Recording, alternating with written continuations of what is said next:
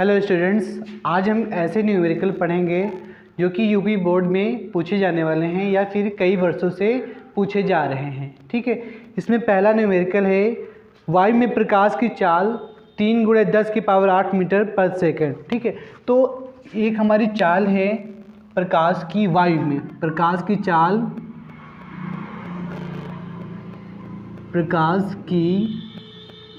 चाल वायु में।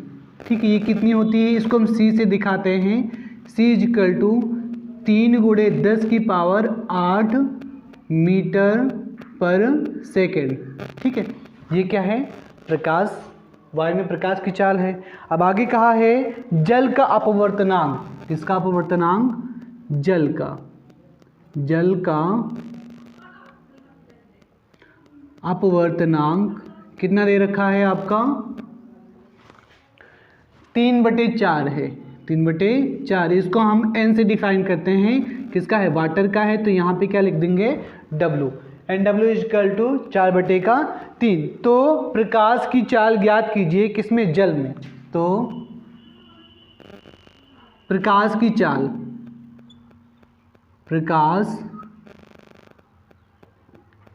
चाल जल में निकालना है। ठीक है, अभी हमारी जो ऊपर चाल दे रखी है वो है वायु में, लेकिन जब प्रकाश है वायु में कहा जाता है जल में, तो जल में प्रकाश की चाल क्या होगी उसको निकालना है। ठीक है, तो सबसे पहले इसके लिए हमारा एक फार्मूला होता है n = C/V। ठीक है, जहाँ पर ये आपका n क्या है? अपवर्तनांक है। C क्या है? प्रकाश, वायु में प्रकाश की चाल। ठीक है, वायु में किसकी? प्रकाश की चाल। और V क्या है? अनदर, मतलब कोई अन्य माध्यम में प्रकाश की चाल। इसमें दो माध्यम है ना, एक हमारा वायु है और एक हमारा क्या है? जल। तो यहाँ पर अपवर्तनांक कितना है? 4/3 रख देंगे बराबर देखो यहाँ पर चाल है किसमें? वायु में ना, कितना? 3 × 10⁸ मीटर पर सेकेंड बटे, तो हमको जल में निकालना है, वो हमको नहीं पता है, तो हमने क्या लिख लिया? V लिख लिया। ठीक, अब हम क्या करेंगे? क्रॉस मल्टीप्लाई कर देंगे। V यहाँ चला आएगा तो उसके बाद और 3 इसके मल्टीप्लाई में हो जाएगा, तो V = 3 3 9 हो जाएगा। 10 की पावर कितना? 8 मीटर पर सेकेंड। और ये 4 तुम्हारा इधर क्या है? बटे में इधर आएगा, नहीं इधर गुणे में इधर आएगा, बटे में 4 हो जाएगा। अब हम क्या करेंगे? ये 9 है, 9 को हम किससे डिवाइड कर देंगे? 4 से। 9 को हम किससे डिवाइड करेंगे? 4 से। तो 4 डिवाइडेड कितना?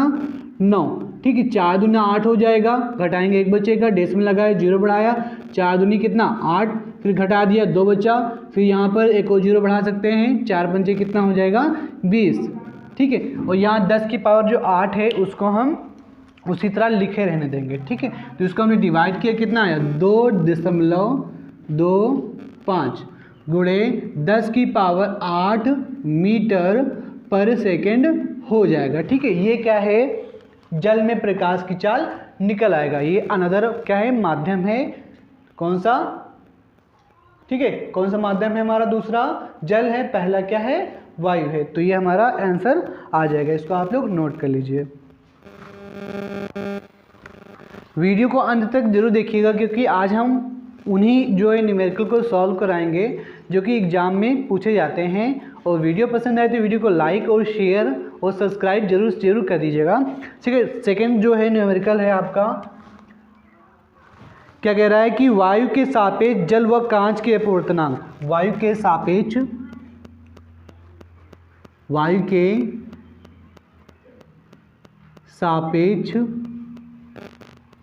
कांच व जल का अपवर्तनांक। जल तथा कांच का अपवर्तनांक।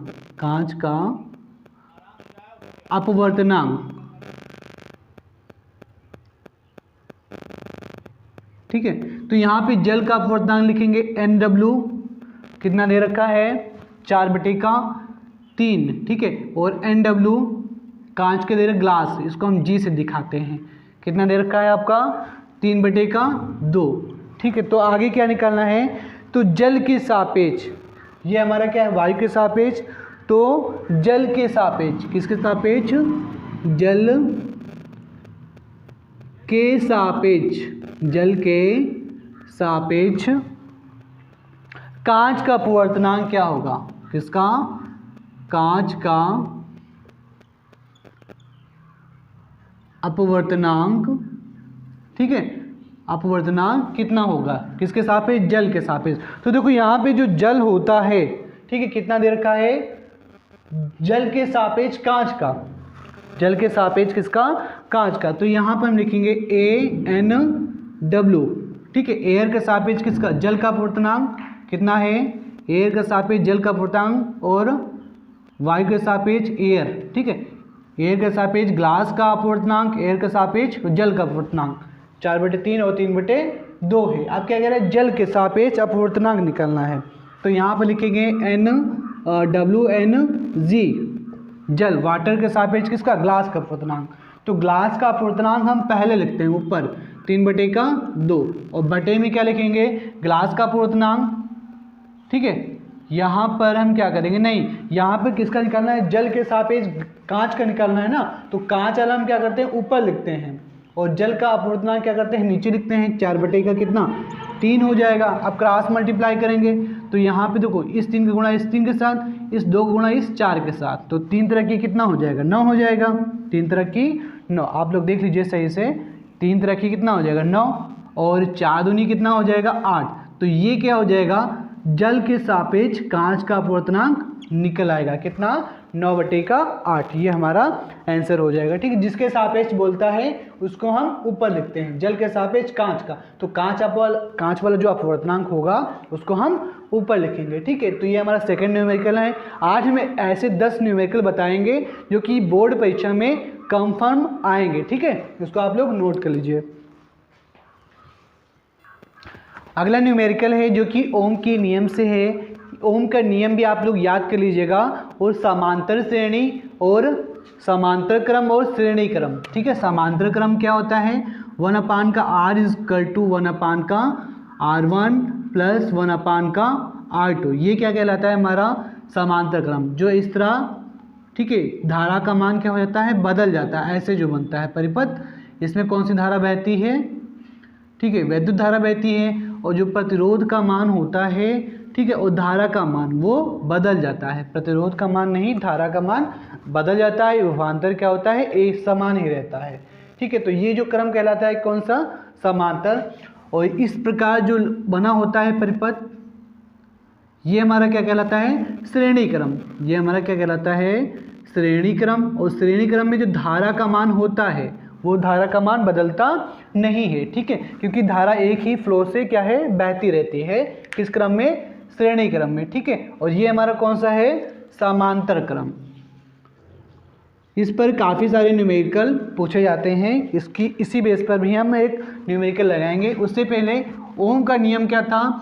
R = V/I। ओम का नियम में बताया गया था R = V/I, जहाँ पर R हमारा प्रतिरोध है, V धारा है, नहीं, V क्या है? विभवांतर। V क्या है? विभवांतर। विभवांतर क्या हो जाए? V = W/Q। V = W/Q होता है। और I = Q/T होता है। और I = Ne होता है, ठीक है। ये फार्मूले आप लोग याद कर लीजिए। I = क्या होता है? Ne। I = Q/T। V = W/Q। ये क्या है? विभवांतर। एक बिंदु से दूसरे बिंदु तक ले जाने में जो कार्य करना पड़ता है आवेश पर, है ना, वही हमारा क्या कहलाता है? विभवांतर कहलाता है। तो इसमें जो क्वेश्चन है, किसी विद्युत परिपथ में 24 वोल्ट की बैटरी, कितने वोल्ट की बैटरी? 24 वोल्ट की बैटरी, ठीक है, 24 वोल्ट की क्या लगाया है? बैटरी को किसी परिपथ में लगा दिया गया है, ठीक है।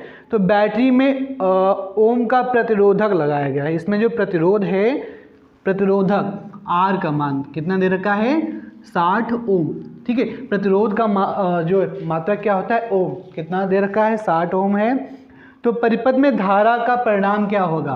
किसका मान निकालना है? धारा का। और धारा का जो मात्रक होता है वो क्या होता है? एम्पियर, ठीक है। इसका मात्रक भी देख लेंगे, वोल्ट, विभवांतर का मात्रक वोल्ट हो गया। और सेकंड जूल प्रति कूलाम, जूल प्रति कूलाम। धारा का मात्रक एम्पियर, SI, ठीक है। और इसका सेकंड जो मात्रक होगा कूलाम पर सेकंड, प्रतिरोध का मात्रक ओम। ठीक है, अब हम क्या करेंगे, धारा का मान निकालेंगे। तो धारा देखो यहाँ पर बटे में है, उस तरफ ले जाएंगे तो गुणे में चला जाएगा। तो यहाँ से I इक्वल टू V अपान का R। ठीक है, और यहाँ से V की वैल्यू कितना दे रखा है, 24 दे रखा है, और धारा का नहीं प्रतिरोध का मान कितना है, 60 रख दो। अब देखो 6 चौक 24, 6 एकम 6, 10 हो गया ना। अब इसको काटेंगे तो यहाँ पे क्या लगाएंगे, डेसिमल। तो धारा का मान कितना आ गया, I इक्वल टू 0.4 एम्पियर। ठीक है, ये किसका मान आ गया, धारा का, एम्पियर। ठीक है, ये हमारा मान आ गया धारा का। तो इससे आप लोग काफ़ी कुछ सीख रहे होंगे, और इस प्रकार से न्यूमेरिकल को हम लोग सॉल्व करते हैं। ये हमारा विभवांतर है, ये हमारा प्रतिरोध है, और धारा का मान निकालना होता है। तो ये बटे में, उधर जाएगा गुणे में, और ये गुणे में आएगा, इधर आएगा बटे में। ठीक है, हमारे 3 न्यूमेरिकल कंप्लीट हो गया। सेकंड और चौथा न्यूमेरिकल है। ठीक है, सेकंड क्वेश्चन है, ठीक है, श्रेणी क्रम और समांतर क्रम से। आपका लिखा है, परिपथ बना हुआ है A और B। ठीक है, 3 हमारे प्रतिरोध जोड़े गए हैं, एक है 3 ओम, एक है R, एक है हमारा कितना 4 ओम। तो हमको क्या करना है, सबसे पहले R का मान निकालना है।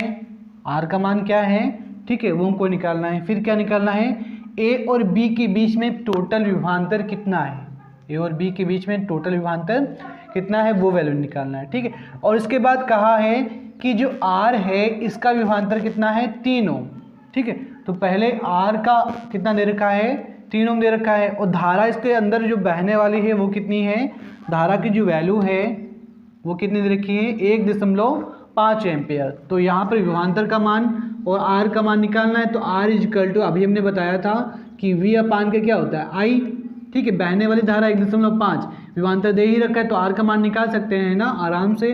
R इक्वल टू, ये वाला R निकालने के लिए विभवांतर कितना है, 3 वोल्ट, और धारा कितना 1.5, 1.5। तो ये पॉइंट हटाएंगे और 0 क्या कर देंगे, बढ़ा देंगे। तो 15 एकम 15, और 15 दूना कितना हो जाएगा, 30।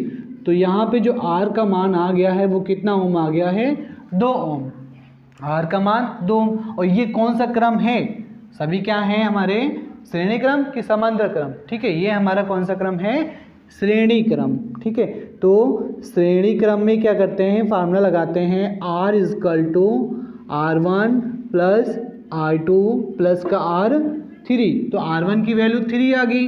ठीक है, R2 की वैल्यू हमने निकाला है 2, प्लस R3 की वैल्यू कितना है हमारा 4, और जोड़ेंगे तो 4 3 7 और 2 कितना हो जाएगा, 9 ओम। ये हमारा क्या आ गया है, टोटल प्रतिरोध आ गया है। आपको क्या निकालना, A और B के बीच का विभवांतर।